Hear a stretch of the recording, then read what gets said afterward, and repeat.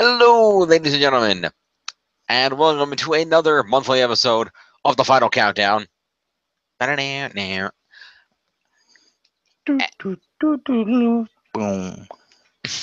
Okay, then. TV show countdown about maths and English. You wouldn't understand. Ha.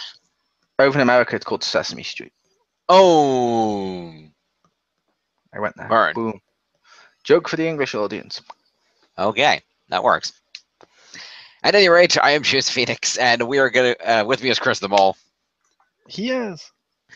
and unfortunately, Anastasia Lazerbeam could not make it this particular month. So, May she rest in peace. yes. But we are going to this month, sticking with our long-running, of course, theme, the Year of Villains, here on the Final Countdown. This month, we are counting down our top 5 video game villains. Yep, top 5 video game villains. It's worth noting for the audience. I'm not going to say why Anastasia Lazerbeam's not here. I'm just going to give you the ingredients. You can figure out yourself. Whipped cream, raccoon, saddle. There we go. Top 5.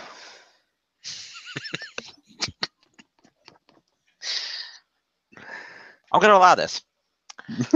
Anyway. It's tradition. Someone doesn't show up, we write them off in a hilarious way. It's true. It's true. I believe I was the trope namer on that one. But anyway. Yes, we will count down our top 5. So, per the usual, I'll let the guests go first so that I end up at the end so I can wrap us up. So, Mole, you're number 5. It should be noted that these are villains for any video games, and I don't think I have any, but I believe we said it doesn't have to be ones that started in video games, did it? That was up to you. I believe you said it could go either way, so I was like, okay. Yeah, I think I said it was okay. So yeah, any video game villain. So as long as the villain appeared in a video game account. No, well, no, all of mine are what I would consider main villains. That was intentional because I didn't want to use any underlings in case we go back to video games. I was just writing them all off and doing underlings. Number 1, the first Goomba. My number 5, Albert Wesker from Resident Evil. Nice. Literally has his fingerprints in everything almost in the Resident Evil series, and I'm going to make the case he's responsible for more deaths than any other video game villain. There might be others out there that are responsible for more deaths, but he, like, literally the whole city being wiped out with zombies, his fault. Mm-hmm. Yeah. Insert complete global saturation joke here. Yep. I will also make the reference for when we get to the stuff later on. No meme jokes when we get to other villains. Fair enough. I can respect that. Or referencing other channels or shows. Okay.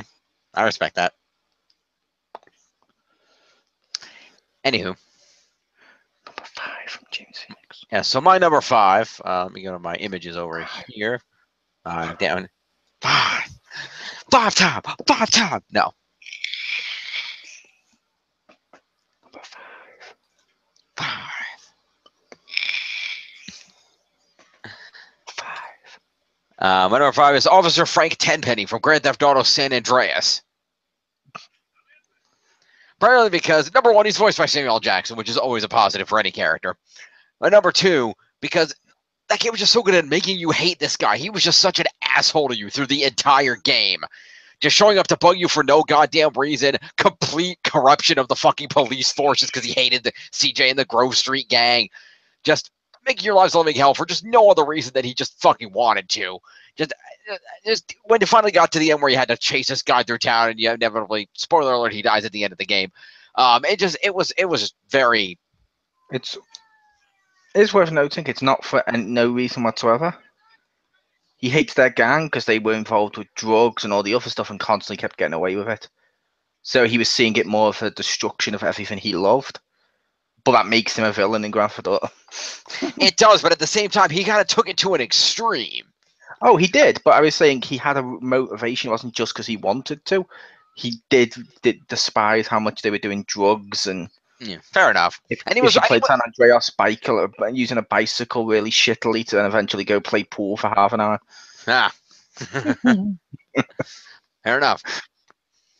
But yeah, Tenpenny is just a great villain, and just how much it made you hate the guy because of how much you got interfered in your plans and everything else, and just kept coming back.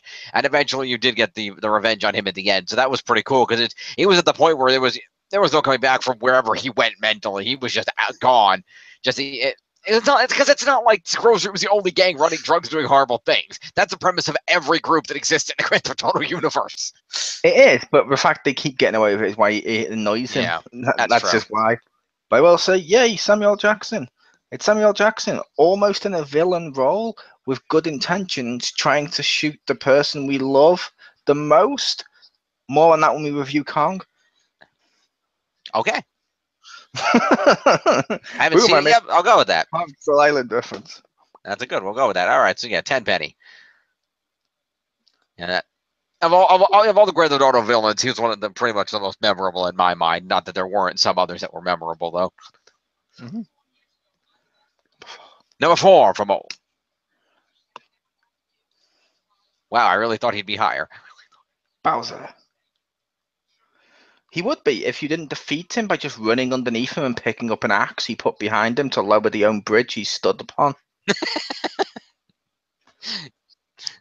As far as main fights go, that's kind of anticlimactic a lot of times with Bowser, which is why he's lower down on my list. That is true. But it depends on the Bowser you're going for. See, when I think of Bowser, I always think of Bowser in his hovering clown car trying to stomp you or dropping bowling balls and shit on you. I always think the original.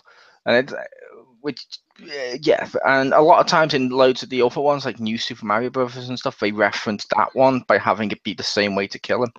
Ah, okay. The best one of them, I will point out, is in my opinion at least, was Super Mario. What was it? Super Mario 3D Land, I think it was, on the 3DS. Okay. Only because you pull out the axe, he falls into lava, like, yay, it's over, and he comes back as massive dry Bowser, as a skeleton, is like super pissed. And you're like, oh. Not see this coming. Nice. Which is cool. But yeah, Bowser's on my list because at the end of the day, he's a very main villain, yeah, but it's also cool when you get to see him outside the Mario stuff. Like he's fun in the go-kart and in a Mario Party. We get his own little spaces. He's just a fun villain, and it's cool to embrace him. It's true. It's true. All right. Yeah, I mean, I'd consider Bowser, but I had other ones I wanted to cover, so I left him out. I put him on there because he deserves to be on the top 5 list. Well, I figured you'd have him so we could at least mention him. I figured, yeah. Well, let's see here. What do I have next? Do you have the actual most memorable and most annoying villain ever in Grand Theft Auto history? Super Cop? Ah! Yes, Super Cop. The original villain of the Grand Theft Auto franchise. Yeah, well, not the original, because he was in the third one, I think. Third or Vice City, but still, that cop where he suddenly fucking starts running at you like the Terminator and you can't kill him. And I'm really amused by the fact it's just a glitch. Yep.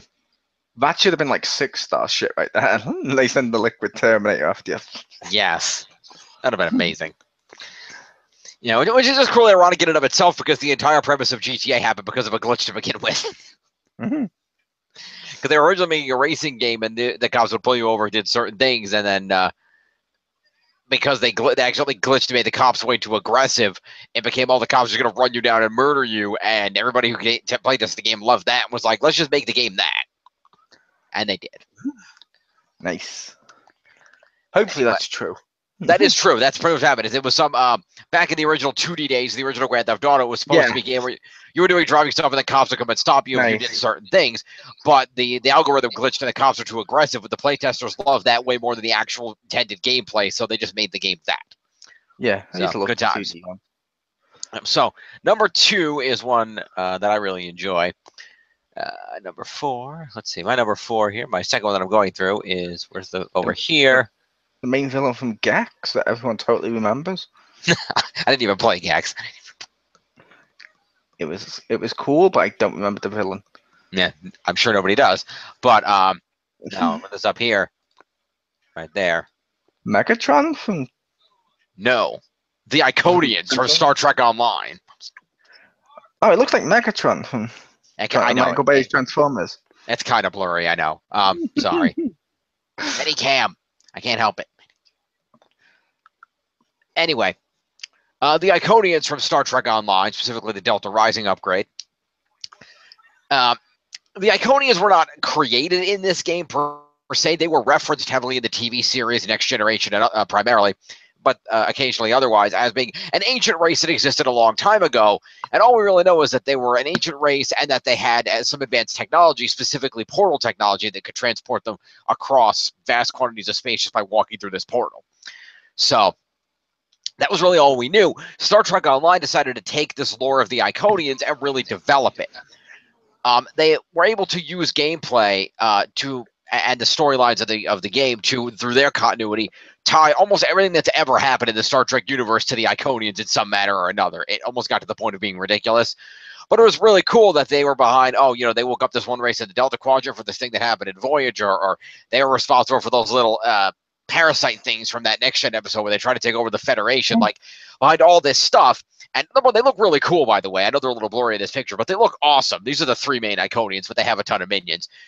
But the entire concept of the Iconians are behind everything, and that building up as 3, 4, 5, 6.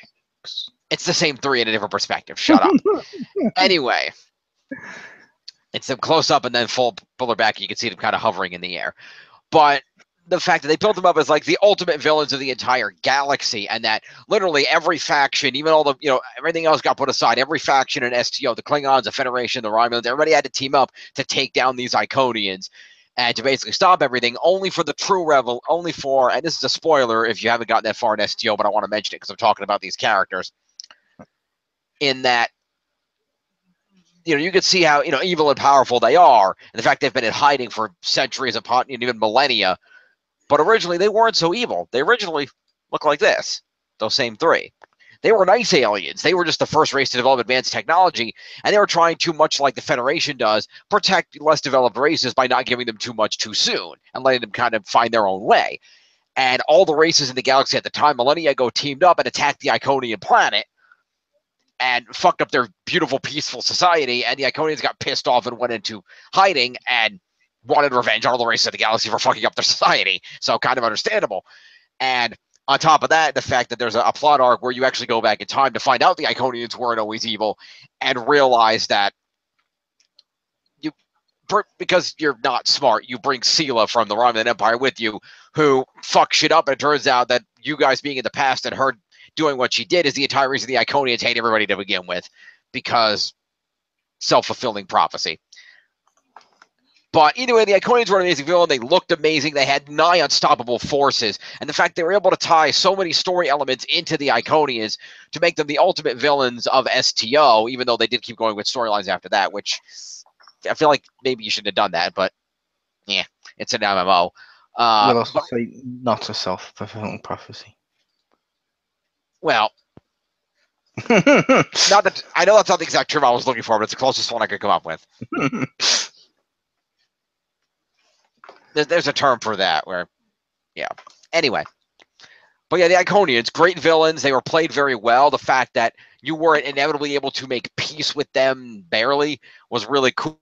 And really seeing the past and how evil and incredibly powerful and, as galaxy conquering they were, only to realize that, that they were misunderstood to begin with and the whole thing was a misunderstanding, was just an amazing storytelling, and just being able to tie everything into that was just really great. One of the best things in STO. So the Iconians, great villains. And these character designs, they look freaking awesome. Look at these guys.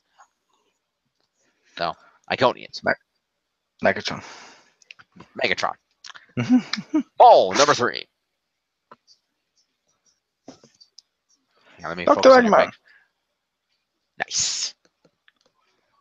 Because, like Bowser, he's got a similar, I don't know what you'd call it, but similar structure in terms of levels and stuff, because it's a platformer. However, he always shows up multiple times to try and mess with. He doesn't have like underling bosses. Like, he shows up more times and keeps learning from it, which is cool. So he's always a boss fight. Then when it gets to the end, you don't defeat him with one simple move. Like in the first one, it's a series of elaborate tubes that he keeps going up, and they'll either crush you or you have to hit him at the right time to stop him, which is cool. Back when they only had 6 Chaos Emeralds. Then when you get to the next one, Sonic 2, he has a giant robot of himself that tries to kill you. And before that, his metal or silver Sonic tries to kill you first before you even get to him, so he already fucks you up. And you're like, oh, okay. So yeah, he's and in the later games, he's not really the main villain, although he sort of is sometimes. a lot of times he unleashes monsters in the 3D ones that eventually he can't control.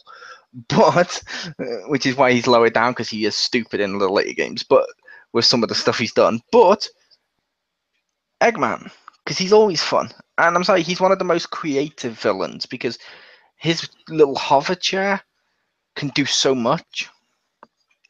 Which, if it wasn't for one scene where you get to see him running, I would also make the case he's an inspiration to disabled people. But that might be cruel, I'm not sure. But still, Eggman. Possibly. Yeah. Or for those of us that grew up on this side of the pond in the 90s with his wrong name, Robotnik. To be fair, over here he was called Robotnik. It's not my side of the pond where he was called Eggman. It was just he was called Eggman where he was initially created. And he's called Eggman today, so Okay. I respect his original namesake. That's fair. I thought that was just one of those things where when it came to America, we changed the name for no reason, like we tend to do with things. They did in the West. They changed his name because they thought it sounded cooler. But either way, It's like when I watched if I watch the Avatar movie, I'm still gonna have to refer to him as Ong. Fair enough. Even though the whole thing, I'm like, no, I want to call him Aang. That's what I will call him. I'll say he's Aang. Even though the film gets the name wrong, calls him Ong, I will probably call him Aang. Fair enough. Ong. As in, it's the Ong name. I see what you did there. You're number 3. My number 3, and this one's a little personal for me. This is Zaladin from Kingdom Hearts 2. You can see he has many pointy sticks. 6 of them to be exact. He is a member of Organization 13, the group of nobodies that serve as the primary antagonists for Kingdom Hearts 2, led by Xemnas, of course, the nobody of quote-unquote Ansem, fake Ansem, which was actually Xehanort's Heartless. Anyway, he was one of the bad guys. Specifically, he appears at the Beast's Castle world on a couple of occasions, and specifically you fight him as a boss the second time you're there. The first time he used darkness to corrupt the beast temporarily, and you had to fight him. But the second time you come back, and he has taken custody of the rose that, of course, controls the curse on the castle, and you have to fight him to get the back, and you fight him on a balcony up top of the castle where you can fall to your death, and he flies around on those sticks and throws them at you, and they whip around through like telekinesis or magic or whatever. He is such a raging pain in the ass to beat. Like, it is insane. I can't remember how many days it took me to finally beat him, and I remember how much I freaking celebrated when I finally did. Like that, if I on my list of my personal greatest boss challenges in video games, he's like right up there. Because just it was such a pain in the ass, and when I finally figured out that there were ways like, oh, if you did certain things, you could trigger Mickey to come in and help you out, which is kind of a cheat, but they built it in because of how hard they knew the boss fight was. And so I was like, oh, that gives some help. And I was finally able to beat him. It's like, not necessarily for character, but just for the fight itself and for gameplay against him. Just a great, great villain for being a challenge to people. I found him harder than Xemnas at the final boss of the game, to be honest. He was that hard, and that's a challenging boss fight. Oh, Zaladin.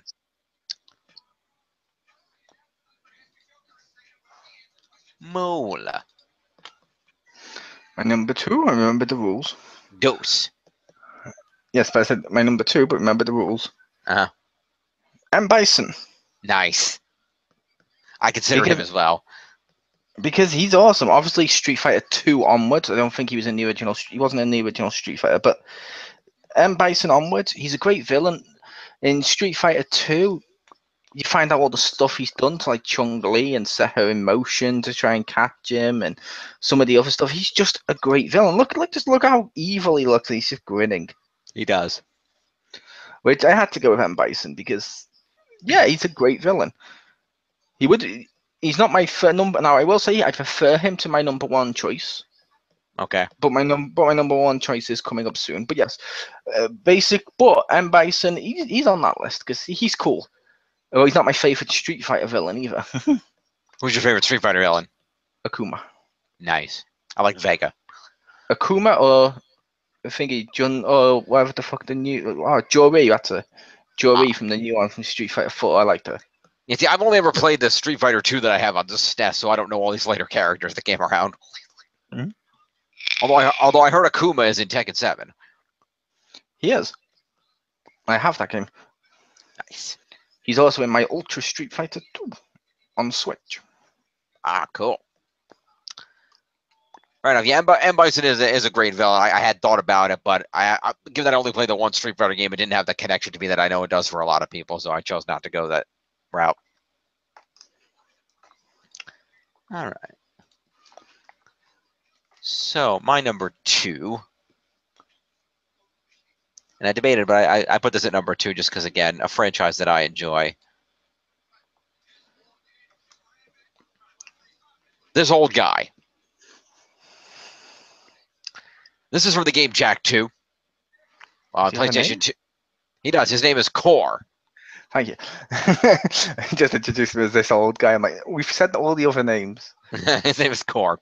Anyway, rather interesting, of course, Jak 2 was the game where the people at Naughty Dog, after making their innocent little platformer in their colorful fantasy world of eco and, you know, magic and stuff, decided, oh, Grand Theft Auto 3 is successful. Let's make our game that.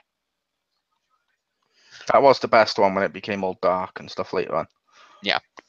So they made Jak 2, where basically Jak gets thrown through a portal 100 years into the future and finds himself in Haven City, a wretched hive of scum and villainy, as it were. And Jak spends several years being tortured with Dark Ego and gets his Dark Jak form. Not relevant here. But anyway, when the official gameplay picks up and Dexter finally breaks Jak out of prison after 2 years, you run into this old gentleman here by the name of Core and this young boy that is with him. You can see him over there. And Core introduces this nice old man, introduces himself, but then you are accosted by the Crimson Guard security force, and Core asks Jak if he will assist him in protecting the young boy, because obviously he's an old man and not really a combatant, and the boy is just a kid. So Jak does so by defeating some guards as a battle tutorial and protects Core. And Core becomes an ally throughout the course of the game. You see him as the guardian of this young boy, basically, protect. He always talks about how the boy is important and relevant, but never really gives details. And we see him working with the resistance against the rule of Baron Praxis, who was the head of Haven City and not a very good dude. And all throughout the game, Core was the first character you met. He's with you all throughout the game until, and you spend a lot of time fighting creatures called metalheads that live outside the city, who are generally not good, and they thrive on eco. And then basically, you find out the Baron Praxis has been paying them with eco to attack the city, so they think they need him to stay in control to keep them out. And it's been a whole freaking to-do. And when you get near the end of the game, the metalheads eventually, because the Baron runs out of eco to pay them, manage to take down the protective barrier wall that protects the city. And once they do, and you go to find Baron Praxis, who is preparing to launch a mech suit to go fight the bad guys, you see him being accosted by this old man Core, who starts talking very darkly and very weirdly, only to rip out of his own skin and reveal this. You'll know. Why am I just expecting it to spit on him? Yeah, you would think that. It looks like Jurassic It looks like Park. a xenomorph. Yeah, I was gonna say it looks like a xenomorph, but yeah. It's got the wings and stuff in Jurassic Park where it goes. Yeah. But anyway, that is what's referred to as Metal Core, as it turns out that Core is actually the leader, father, queen, whatever, of the metalheads, and has been basically trying to get into the city in order to destroy it for specific reasons. But because the barrier of the city existed, he was stuck in his human form for the duration of the game. Only when the barrier finally went down was he able to transform and reveal himself. And it turned out that he was protecting the kid, because the kid was actually Jak, who had to go back in time to get raised to become Jak and come back to the future. It was confusing. But at any rate, it was revealed to be Metal Core, having been with you through the entire game, and you would never suspect this harmless old guy was the main villain. And all of a sudden, there he was. And you had to, of course, fight your way into the Metalhead Nest to find him and have this big boss fight against him to finally defeat him, which was just a lot of fun. He was, he was really evil. He was powerful, and the fact that he manipulated you through the whole game was just a lot of fun. So, villains have never exactly been pinnacle in the Jak series. Gull was okay in the first game, and the third game had Count Veigar, who was just a freaking joke, and then Arrow came back as a cyborg, which was okay, kind of cool. But Metal Core was always like the pinnacle villain of the Jak series. He was really cool. So, Core/Metal Core. Very cool. And Mole, you're number 1, my good sir. I had to give it to this, but Shao Kahn. Ah, nice. Because out of all the reason he was number one, like I said, I prefer M. Bison.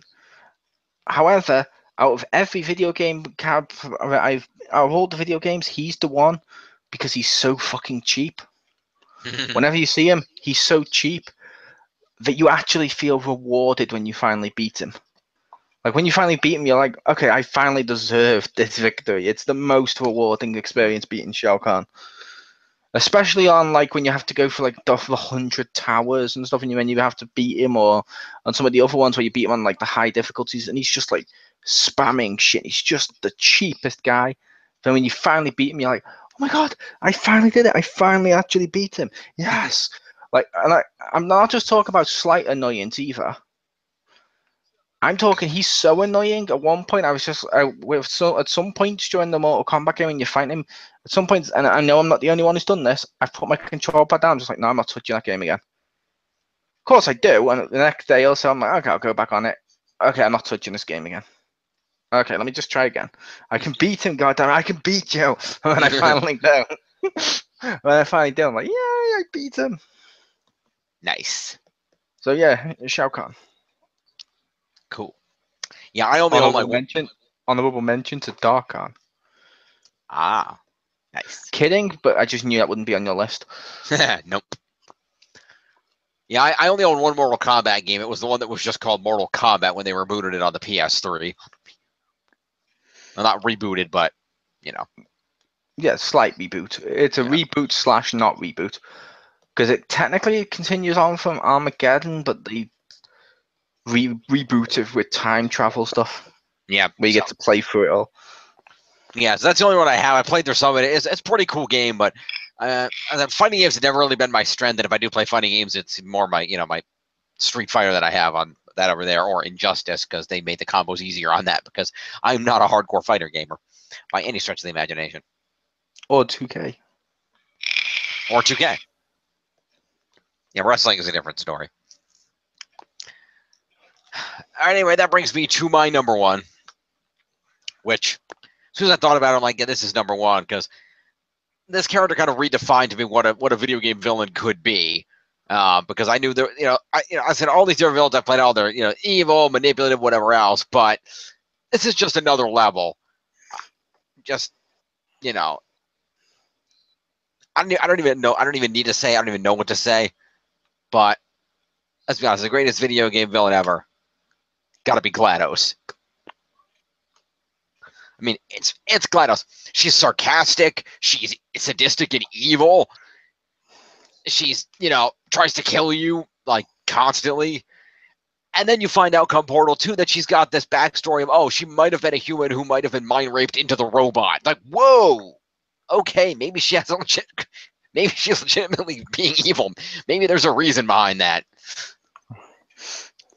But yeah, GLaDOS was just an amazing character. I haven't actually played the first Portal all the way through. I played little bits, but I own Portal 2 and I love that game. And just getting a little about this character and, seeing, how he was what she could do, and then the backstory as you end up into the depths of Aperture and you hear the backstory from the recordings of J.K. Simmons' character and everything else. Just, GLaDOS is an amazing villain, just between the combination of just sarcastic evil and just not caring, and the villain songs at the end of the games, just amazing. I love GLaDOS, and I hope they eventually make Portal 3 at some point. Which reminds me, I need to go buy the Portal figures for LEGO Dimensions. Anyway, GLaDOS.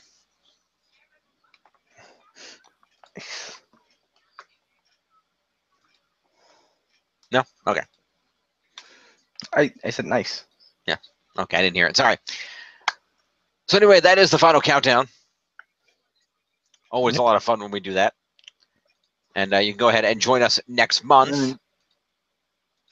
And since we're through the list, I will say... Yes, honorable mentions. I will give it to Chaos from Skylanders. Okay. Is he a threatening villain? No. But he's so fucking funny. He's so fucking funny. He's just wonderful. Like, he's so over the top funny in a cartoon way. Like, release my Doom Sharks of Doom. And you're like, okay, that's funny. And when you get to like the Netflix show and stuff, which I think is meant to be part of the game's continuity and stuff, and I think it might be in one of the later Skylanders that I might not have played. He's living with his mom, and he's like in the basement, and he's fucking hilarious. Nice. Also, honorable mention to Clyde from Pac-Man, because fuck that ghost. No, I'm kidding. Ah, I'm not gonna pick on one particular ghost. yes. Yeah, like I said, you mentioned a couple of mine. You mentioned Bowser was on there. Honorable mention. Honorable mention to Neo Cortex and Uka Uka from the Crash Bandicoot franchise. Just for having the sheer force of will to just come back over and over again, despite you constantly getting shut down because you're trying the same thing over and over again. Like, that takes commitment. Yep. So, Cortex and Uka. And also, honorable mention to most of the villains in the Arkham franchise, but particularly the Scarecrow in the first game. Because, damn. And I was also going to mention Zeus from God of War. Yes, that's a good call. The only reason he didn't make my list is I think it's like the third one. He's the main villain. You end up beating him, but he's not as enjoyable as he was in the others. Like the others, he seems harsher and more like you know what I mean. He just seems more powerful or godlike, which he should do. The third one, he just seems there, kind of. Mm-hmm. But I like Zeus. Yeah.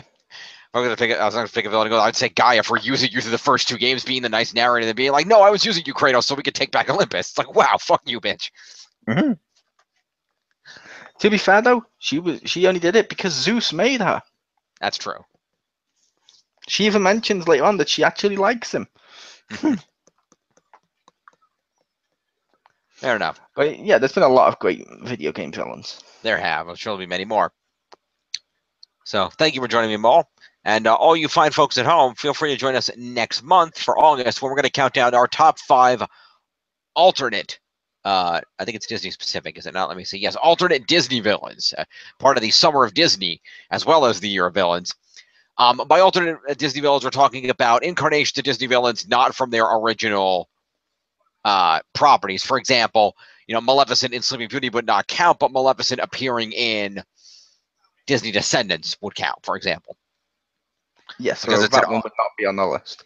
Right. But that's just an example. Or how about Scar as a giant fucking warboat? Yeah.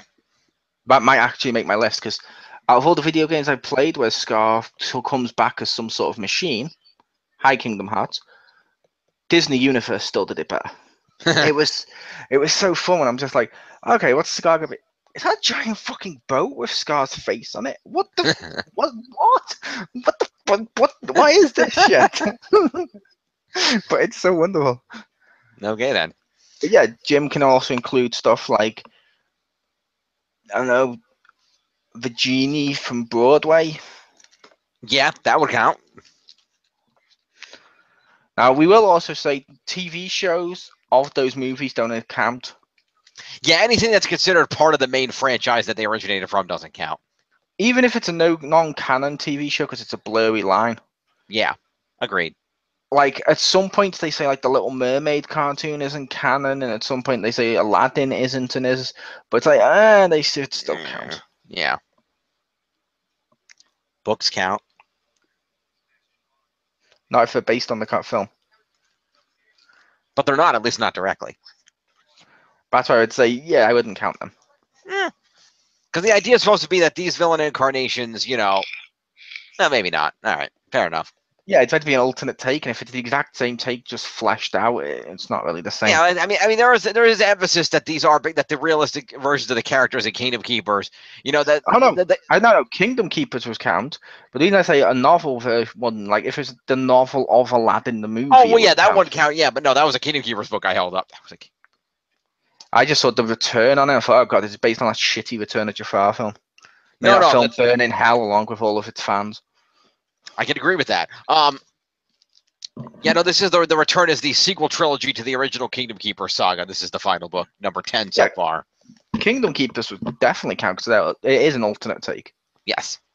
Because while there is basis on the original versions, the characters developed into their own. And even the main the keepers themselves note when they run into different villains how there's differences from the versions that they know from the movies and how they have to accommodate for that, alter their expectations when fighting them.